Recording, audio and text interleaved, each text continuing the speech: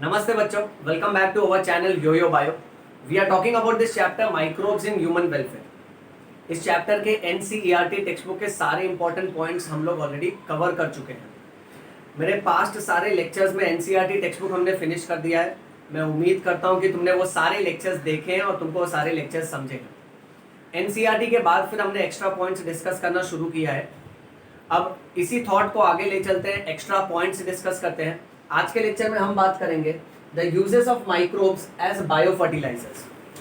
अब इसमें हम बेसिक से शुरू करेंगे। बेटा फर्टिलाइजर क्या होता है? फर्टिलाइजर वो केमिकल पदार्थ होता है जो सॉइल की फर्टिलिटी बढ़ाता है। अब ये फर्टिलाइजर्स दो तरह के हो सकते हैं, केमिकल फर्टिलाइजर्स हो सकते हैं और बायोलॉजिकल फर्टिलाइजर्स हो सकते हैं। सो सॉइल की जब फर्टिलिटी बढ़ेगी, सॉइल में जब ज्यादा न्यूट्रिएंट्स होंगे, तब जाके प्लांट्स जो उसमें ग्रो होगा वो प्लांट्स ज्यादा से ज्यादा क्वांटिटी और ज्यादा से ज्यादा क्वालिटी देगा।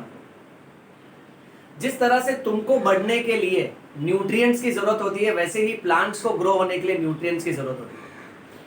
अब हमारे शरीर को बढ़ने के लिए न्यूट्रिएंट्स दो तरीके से मिल सकते हैं बेटा, एक या तो केमिकल, दूसरा या तो बायोलॉजिकल। केमिकल यानी तुम विटामिन और मिनरल्स की कैप्सूल्स खाते रहो, और दूसरा या तो तुम फल फ्रूट्स और खाना अच्छे से खाओ।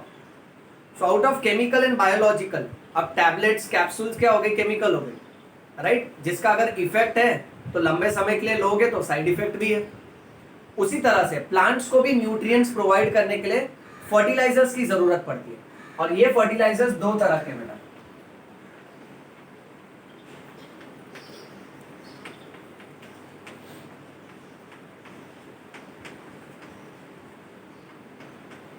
First type is chemical fertilizers.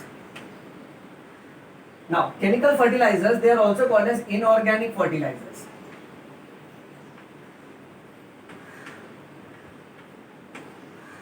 इसमें यूजुअली नाइट्रोजन, फॉस्फोरस और पोटेशियम होता है इन डिफरेंट रेशियोज। इसको NPK बोलते हैं बेटा, नाइट्रोजन, फॉस्फोरस और पोटेशियम। ये अलग अलग क्वांटिटी में मिक्स करके केमिकल फर्टिलाइजर तैयार किया जाता है। पर जैसा कि मैं तुमसे बोल रहा था, केमिकल फर्टिलाइजर का अगर फायदा है तो उसका नुकसान भी है बेटा। अब उसका नुकसान क्या होगा? इसके वजह से it causes air pollution, next it causes soil pollution, और सबसे बुरा इट कॉजेस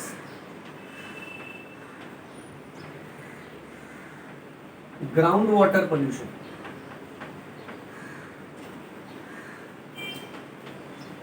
ये फर्टिलाइजर जब हम लोग हवा में स्प्रे करते हैं तो हवा है, मिट्टी है, सब खराब हो जाती है बेटा। और तो और ये केमिकल धीरे धीरे मिट्टी से नीचे होते हुए जाता है, पानी के साथ मिक्स होकर नीचे जाता है, और नीचे का जो ग्राउंड वाटर है, जो जमीन के अंदर जो पानी है, उसको खराब कर देता है बेटा। Last point you have to remember, it causes and it makes soil acidic in nature. So excessive use of chemical fertilizers will not increase fertility, उल्टा उसके वजह से fertility of the soil can decrease, और फिर ज्यादा crop productivity नहीं मिलेगा because the soil becomes acidic. So अब दूसरा ऑप्शन क्या है हमारे पास? अब दूसरा ऑप्शन है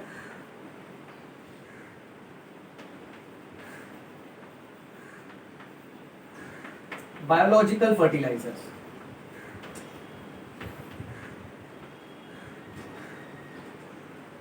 बायोलॉजिकल फर्टिलाइजर्स में इस तरह से याद रखो, जैसे केमिकल फर्टिलाइजर्स को इनऑर्गेनिक बोला है, ये कंप्लीटली ऑर्गेनिक होता है। ऑर्गेनिक यानी कार्बन कंपाउंड्स, नेचुरल होता है बेटा ये, ओके। दूसरा इसका कॉमन एग्जांपल है farm yard manure. Farm yard manure. अब नीट एग्जाम में कहीं पर भी ये शॉर्ट फॉर्म आ गया ना तो तुम अटक जाओगे। याद रखना, इसका फुल फॉर्म है फार्म यार्ड मैन्योर। सेकंड, इसमें और क्या आ सकता है? इसमें आ सकता है कंपोस्ट मैन्योर,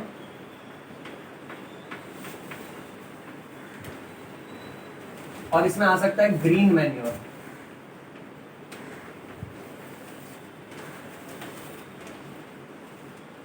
बायोलॉजिकल फर्टिलाइजर का फायदा ये है का बेनिफिट, उसका मेन यूज ये है कि ये इको फ्रेंडली होता है,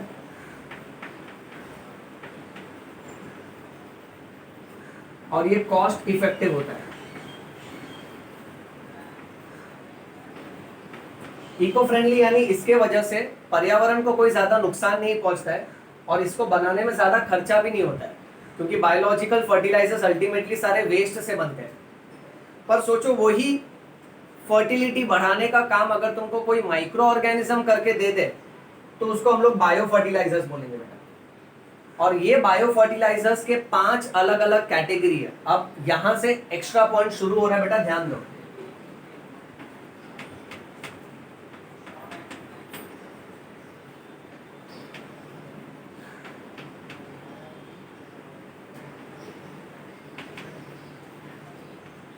बायो फर्टिलाइजर्स के there are 5 different categories. The first variety is nitrogen fixing microorganism. Second variety that we are going to consider is related to compost. Next variety is related to cyanobacteria. Next variety is related to mycorrhiza, and another variety is phosphate solubilizing microorganisms. ये पांचों category में सिखाऊंगा, अभी लिखने की जरूरत नहीं, घबराओ नहीं, एक एक करके डिटेल में देखते हैं बेटा। ये 5 कैटेगरियां, इसमें से फर्स्ट कैटेगरी शुरू करते हैं, नाइट्रोजन फिक्सिंग माइक्रो ऑर्गेनिजम्स। अब इसमें पहला एक्स्ट्रा पॉइंट ये है, नाइट्रोजन फिक्सिंग माइक्रो ऑर्गेनिजम्स को डायोजोट्रॉफ्स भी बोला जाता है बेटा, ये याद रखना। Nitrogen fixing micro organisms are also called as diazotrophs. अब इसमें 2 तरह का कैटेगरी है, one is symbiotic micro organisms and other is free living.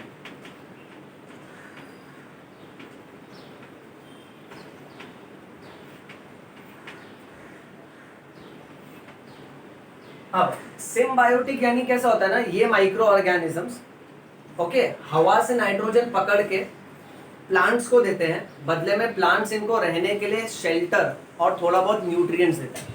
Symbiotic micro organism हमेशा पेड़ के अंदर होते हैं, खास करके उनके रूट्स के अंदर, तो उसको हम लोग बोलेंगे सिम्बायोटिक। और फ्री लिविंग कैसा रहता है ना, इट इज इंडिपेंडेंट, वो रूट्स के अंदर नहीं रहता है, वो मिट्टी में ऐसे का ऐसा ही पड़ा रहता है। ओके, सो सिम्बायोटिक में 3 एग्जांपल याद रखना बेटा। First example is Frankia, second example Anabaena, and third example rhizobium.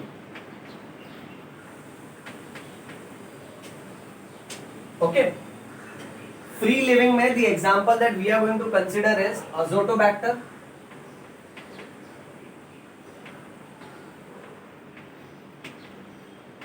Nostoc,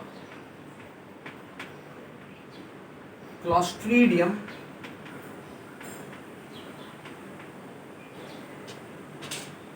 then what we have is Klebsiella, and next Beecher, Beecher inkia, so Beecher inkia, okay, that is how you call it as। Sir अभी मैं इसको कैसे याद रखूं? Okay, symbiotic याद रखने के लिए तू शॉर्टकट याद रखेगा फार,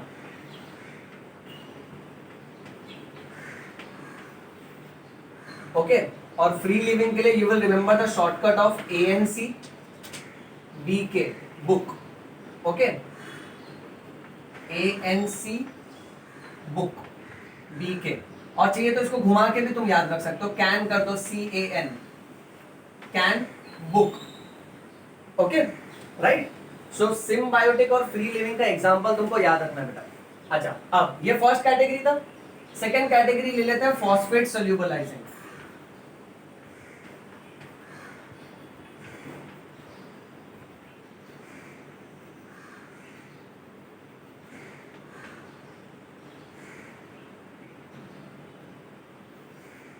अब ऐसे बहुत सारे माइक्रो ऑर्गेनिजम्स हैं जो ना फॉस्फेट को सोल्यूबलाइज करते हैं। एक्चुअली कैसा है, फॉस्फेट ना इनसोल्यूबल फॉर्म में प्रेजेंट रहता है in the form of rock phosphates,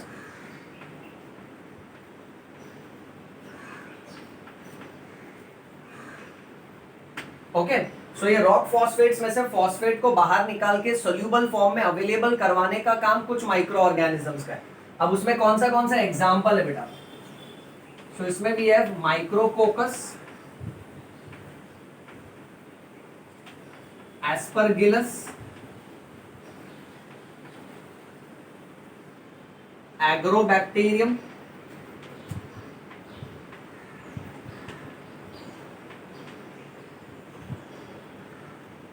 Pseudomonas,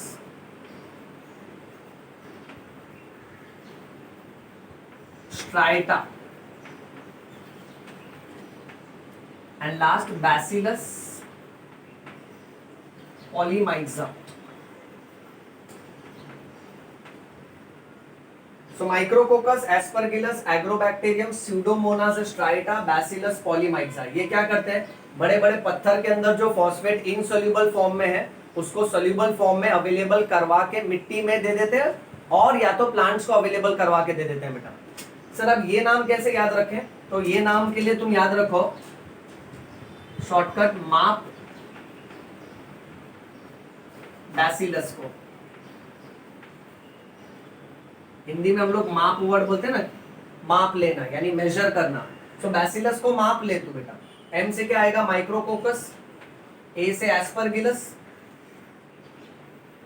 next ए से एग्रोबैक्टीरियम, पी से स्यूडोमोनास स्ट्राइटम, और बैसिलस से बैसिलस पॉलीमाइजा। क्लियर है बेटा? चलो इसका स्क्रीनशॉट ले लो आप लोग।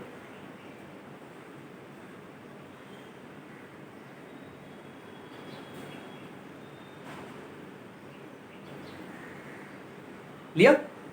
ओके बेटा।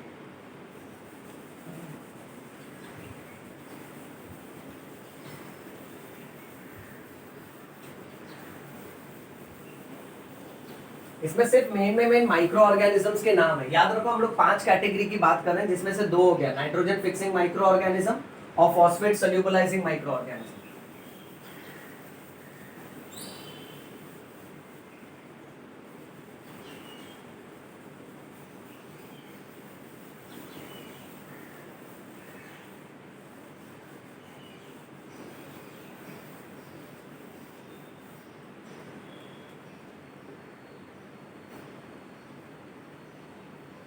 Alright, now third category is compost.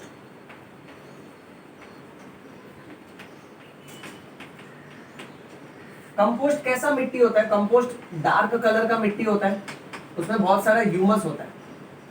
देखो ना, इसको हम लोग वर्मी कंपोस्टिंग भी बोलते हैं बेटा। कैसा है कि तुम खड्डा खोदते हो, सारे प्लांट्स हैं, एनिमल्स है, ह्यूमन का जो वेस्ट है, ओके, सबका जो स्टूल्स है, यूरिन्स है, गंदगी जो है, सब डाल देते हैं हम। ओके, फिर उसके ऊपर पानी डालते हैं, अर्थवॉर्म डालते हैं और उसको मिट्टी से ढक देते हैं। 6 से 8 महीने के बाद उसमें जो काला मिट्टी तैयार होता है डार्क कलर का, उसको ह्यूमस बोलते हैं। You can also call it as compost. उसमें बहुत सारे न्यूट्रिएंट्स होते हैं, बहुत सारे पोषण होते हैं, और प्लांट्स को अगर ऐसे न्यूट्रिएंट्स में ग्रो किया तो प्लांट्स बड़े तेजी से ग्रो होते हैं। कंपोस्ट का मेन आइडिया क्या है कि जो वेस्ट प्रोडक्ट्स है ना, उसमें से भी जितना न्यूट्रिएंट्स है निकाल के मिट्टी में अवेलेबल करवा के देने का। ओके, अब ऐसे कौन से माइक्रो ऑर्गेनिज्म है जो कंपोस्ट बनाने के काम आते हैं? तो इसका एग्जांपल है bacteria, second example actinobacteria,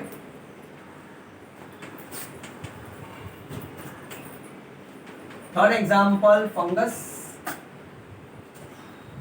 then protozoa, and last example rotifers. Rotifers कैसा है ना, माइक्रोस्कोपिक एनिमल फाइलम है बेटा।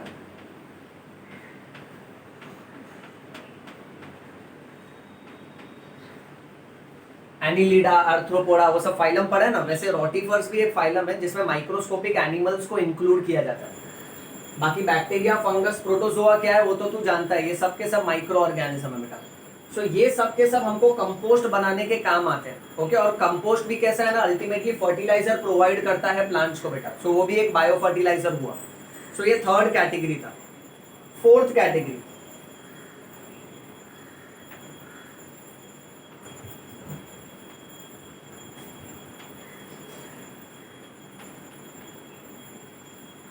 साइनोबैक्टीरिया।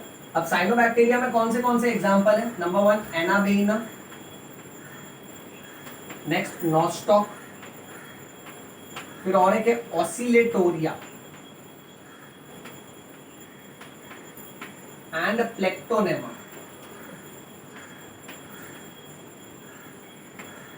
ओके, सायनो, नो आ रहा है ना इसमें, नो, सो नॉस्टॉक का नो और एना का ना, यानी नो ना बोल रहा है ये। सो नॉस्टॉक, एनाबेना, ना वाला ये जितना भी दिखेगा ना साइनोबैक्टीरिया कहता है। ऑसिलेटोरिया और प्लेक्टोनेमा एक्स्ट्रा नेमिंग है, ये याद रखो। ओके, अच्छा अब इसमें से एनाबेना, नॉस्टॉक एंड टॉलिपोथ्रिक्स, ये तीन जो है ना बेटा, ओके, एनाबेना, नॉस्टॉक और टॉलिपोथ्रिक्स, ये तीन ultimately they are associated with lichens. अब ये एमसीक्यू में आएगा तेरे को, they are associated with lichens. Sir अब इसको मैं कैसे याद रखूं, तो shortcut ANT, anabaena, nostoc, tolypothrix, यहां पर अपना शॉर्टकट रहेगा ANT, एंट। एक चीटी मदद कर रही है एमसीक्यू याद रखने में बेटा। ओके, सुन, देखो एग्जाम में पूछ सकते हैं which of the following cyanobacteria is associated with lichens, और अलग अलग ऑप्शन देंगे, तो ये तीन में से एक ऑप्शन पकड़ने का, एनाबेनम, नॉस्टॉक और टॉलिपोथ्रिक्स, शॉर्टकट इज एंट। अब इसमें से एनाबेना जो है ना,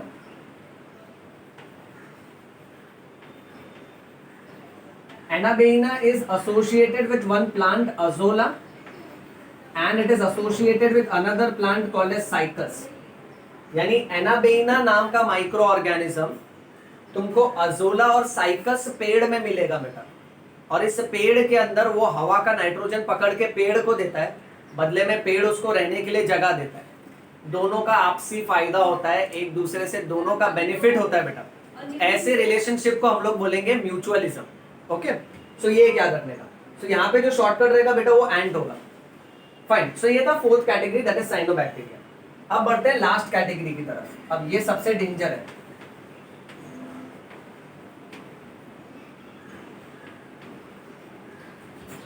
माइकोरिजे, या तो इसको माइकोरिजल बायोफर्टिलाइजर्स भी बोल सकते हैं बेटा। अब माइकोरिजे और माइकोरिजल बायोफर्टिलाइजर क्या है? These are nothing but they are fungal biofertilisers.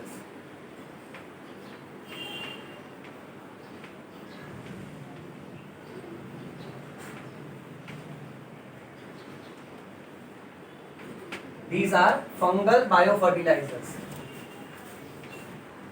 Micro मतलब फंगस और रिजा मतलब रूट्स। सो बहुत सारे ऐसे फंगस हैं जो कुछ कुछ प्लांट्स के रूट्स में पाए जाते हैं, और वहां रूट्स के अंदर ना वो हवा में नाइट्रोजन पकड़ के उसको नाइट्रोजिनस कंपाउंड्स में कन्वर्ट करके प्लांट को देते हैं। उसके वजह से प्लांट्स का फायदा होता है, प्लांट्स बड़े तेजी से ग्रो होते हैं बेटा। अब ये माइकोरिजा दो टाइप का है। अगर ये माइकोरिजा प्लांट के रूट के बाहर वाले हिस्से में पाया जाता है तो इसको हम लोग बोलेंगे एक्टोमाइकोरिजा।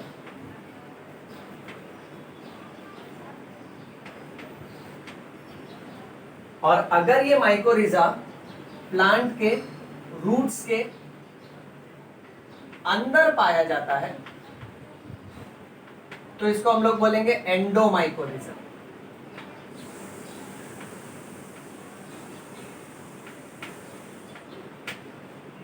बात ध्यान से सुना बेटा, एक्टो का मतलब होता है आउटर, एंडो का मतलब इनर। सो एक्टोमाइकोरिजा का एग्जांपल देखो, समझो ये प्लांट का रूट्स है बेटा। ओके, ये जमीन का लेवल है। सर इतना जमीन है आपके पास, जमीन बहुत महंगा है। हाँ ओके, थोड़ा कम कर देते बेटा, जमीन का कीमत भाव बढ़ते जा रहा है। ओके, अब ये रूट्स। अब एक्टोमाइकोरिजा में क्या होता है ना बेटा, फंगस के छोटे छोटे हेयर लाइक स्ट्रक्चर होते हैं जिसको माइसीलियम बोलते हैं। तो ये देख, ये एक फंगस का माइसीलियम, ये दूसरा माइसीलियम, तीसरा माइसीलियम, ऐसे कर करके ये प्लांट्स के आजू बाजू में कंटिन्यूअस कवरिंग बना देते बेटा, उस कवरिंग को बोलते हैं मैंटल। तो यहां लिखते हैं हम लोग, यहां हो क्या रहा है, माइसीलियम। माइसीलियम का मतलब होता है फंगस का filament like structure.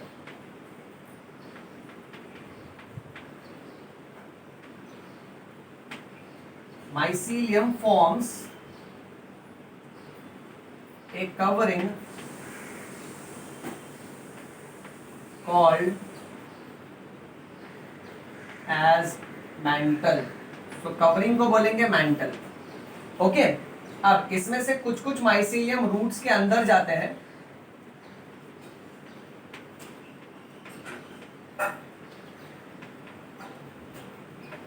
so some will penetrate roots to form Hartig net. बहुत ज्यादा इंपॉर्टेंट टर्म है हार्टिग नेट। अब ये हार्टिग नेट क्या होता है और किधर मिलेगा, तो सबसे पहली बात ये याद रखेंगे, ये हमको मिलेगा in the cortex cells of roots. Next ये याद रखना, Hartig net is a part of ectomycorrhizae, ये एमसीक्यू में आएगा। अब हार्टिग नेट क्या होता है, it is nothing but it is net यानी नेटवर्क। सो यहां लिख देते हैं, it is network of mycelium. Mycelium यानी फंगल फिलामेंट। सो कुछ कुछ माइसीलियम अंदर जाता है और बहुत झुंड बना देता है, नेटवर्क बना देता है इन द कॉर्टेक्स का सेल्स ऑफ रूट। तुमको मालूम है ना, रूट्स का एक लेयर है कॉर्टेक्स। ओके, सो कॉर्टेक्स के अंदर नेटवर्क बना देगा, उस नेटवर्क ऑफ फंगल फिलामेंट्स को जो कॉर्टेक्स के सेल के अंदर तक पहुंच गया है उसको हार्टिग नेट बोलेंगे। And this is the site across which nutrient exchange takes place. ये हार्टिग नेट के ही द्वारा न्यूट्रिएंट एक्सचेंज होगा। फंगस नाइट्रोजनस कंपाउंड रूट्स को देगा, रूट्स बाकी के न्यूट्रिएंट्स फंगस को देगा। बहुत ज्यादा इंपॉर्टेंट टर्म है। एक्टोमाइकोरिजे में तुमको दिखेगा Hartig net. Coming to endomycorrhizae. Endomycorrhizae का कैसा है ना,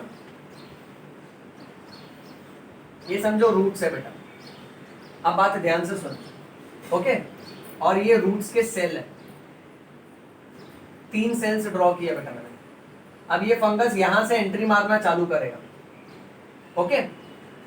अब यहां से एंट्री मारने के बाद सेल्स के अंदर जाके ना ये ब्रांचिंग पैटर्न दिखाएगा। पेड़ का कैसे मल्टीपल ब्रांचेस होता है, ओके राइट। समझो ये भी एक सेल है, तो इसके अंदर आके मल्टीपल ब्रांचेस दिखाएगा बेटा। तो सेल के अंदर जाके पूरा ब्रांचेस दिखा रहा है और सेल के बाहर ना छोटा छोटा पाउच बनाता है बेटा।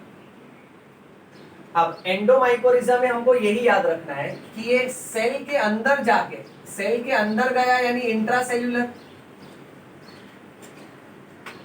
सेल के अंदर जाके जो ब्रांचिंग बना रहा है ना ये,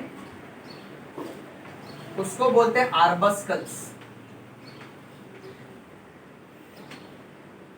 और फिर 2 सेल के बीच में यानी इंटरसेल्यूलर,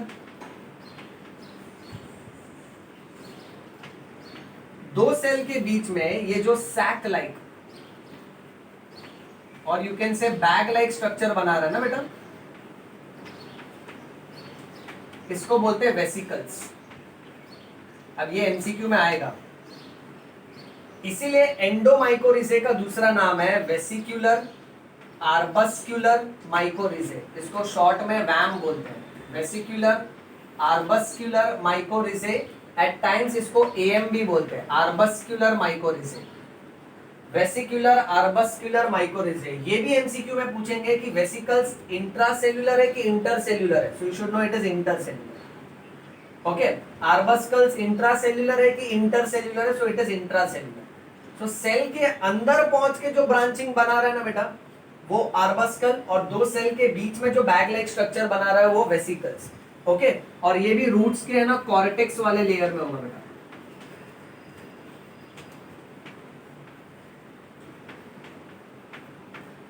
और इस तरह का एंडोमाइकोरिजे, ओके, बहुत ही ज्यादा काम में आता है, so as to help the plants grow in less irrigated lands, so यहां मैं लिख देता हूं इन लेस इरिगेटेड लैंड्स, यानी जिन जिन जगह पे पानी की कमी है वहां पे ये एंडोमाइकोरिजे पेड़ की मदद करता है ताकि वो कम पानी में भी सरवाइव कर सके बेटा, ये समझे? चलो स्क्रीनशॉट ले लो इसका बेटा।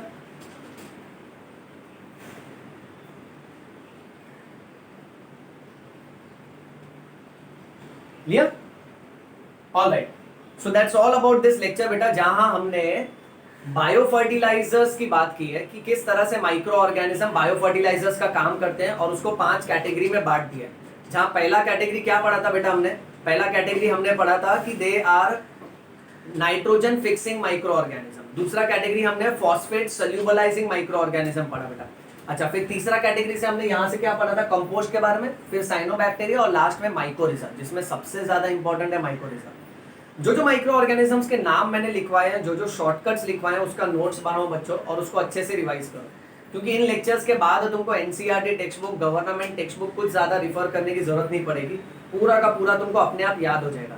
इनफैक्ट लेक्चर्स के बाद जब तुम टेक्स्ट बुक पढ़ोगे ना तो तुमको ऐसा लगेगा कि रिविजन ही हो रहा है और मजा आएगा पढ़ने में। So keep reading, keep rocking and stay connected to this wonderful channel. Thank you.